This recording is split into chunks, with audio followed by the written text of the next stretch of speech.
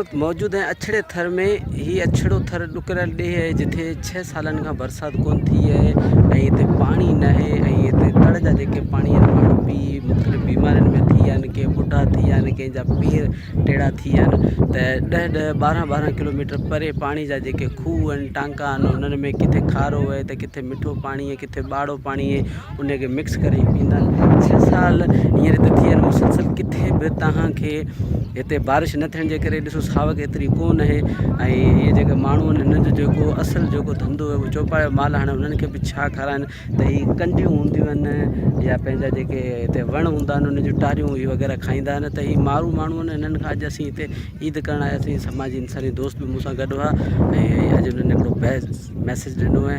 अलाह साईं उन्हनि खे ख़ुशि आबाद रखे। ऐं अछड़े थर में अगरि हींअर हिन साल अगरि रसकारो न थियो त माण्हू जाम परेशान थींदा।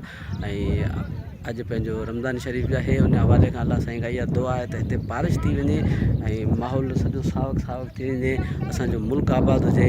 पाकिस्तान ज़िंदाबाद, पाक आर्मी ज़िंदाबाद।